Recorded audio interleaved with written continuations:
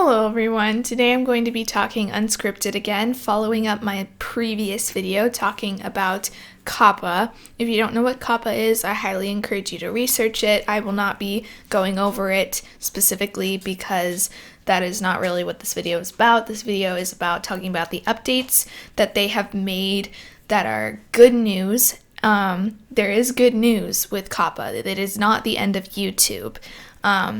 I'm here to make a statement because this involves my channel and it involves a lot of other creators that watch me, because I know a lot of you guys make animation and art videos as well, and I think this is good to make clear that there is hope for YouTube actually. They have updated their information on the guidelines for COPPA. I will leave the link below to what is updated.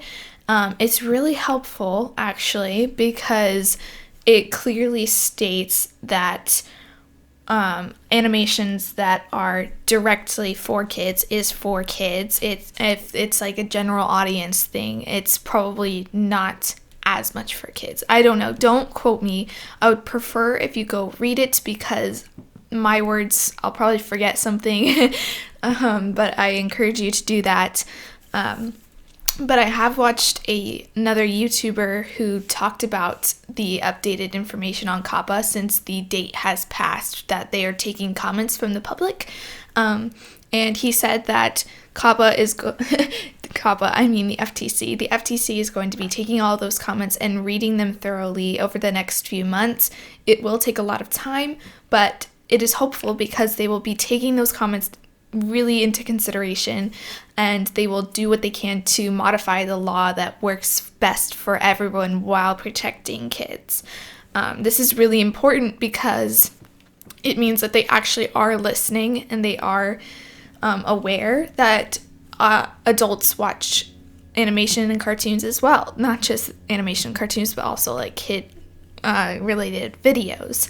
YouTube also made a statement on Twitter saying that adults should be treated like adults, which means they should be served comments, they should be served recommendations, they should be served the ads on videos they watch. If a kid-ish video, well, a video that was labeled for kids by the FTC or YouTube does not show up when they search for it and they really want to watch it, this is kind of ridiculous. So I'm glad that YouTube said something about that. It shows that they care and that they're listening as well. This other YouTuber that I watched also mentioned that the FTC is going to be mostly going after videos and channels that are clearly violating the rules. This means that people who have more general audience videos, they will not most likely sue them. They will not do anything harmful because it is a general audience channel versus channels that have like nursery rhymes, educational videos for toddlers, animations that are clearly for kids. Those channels will be affected. So it's good to know that they are not going to be super picky and nitpicky and going after every single person. They will be more relaxed about it. So that is really good news because I know I was really freaking out that smaller creators would also, like everyone basically would get affected, but they will probably go after the larger creators who have more of an influence before going after smaller channels. Regarding the fine, the 40-something thousand fine that the FTC has threatened creators, that is not the final amount. Let me make that clear. I have done my research because I don't want to get sued and literally go in debt, okay? It's not like that. They realize that there's channels who don't make enough income to meet that amount.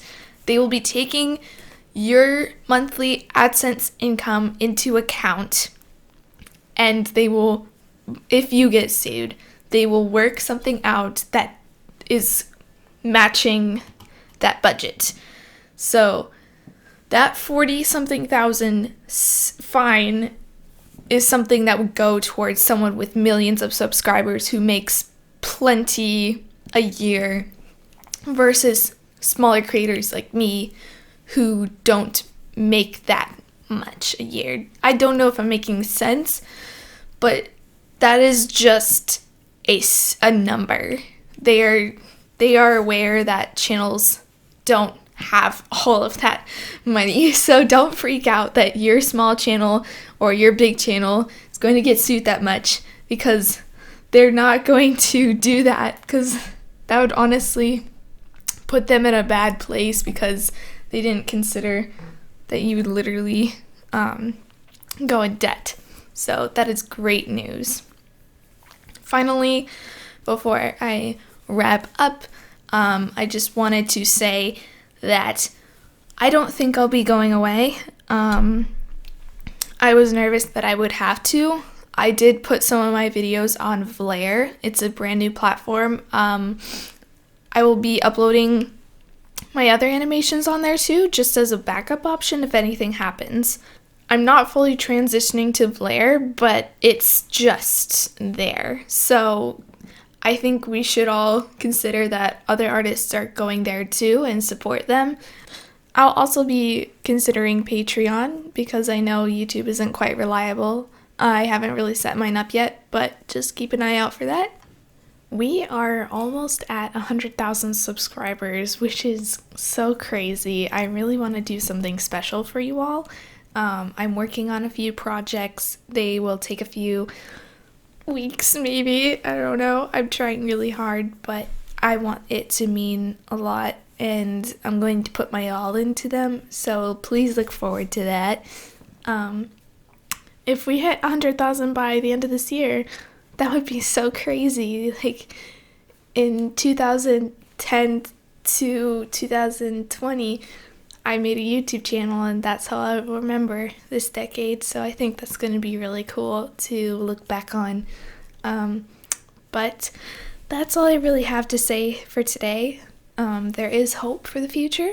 Not sure exactly what's going to happen, but I have hope that I'm going to be around. Sorry, my voice is a little shaky because I have bad allergies right now.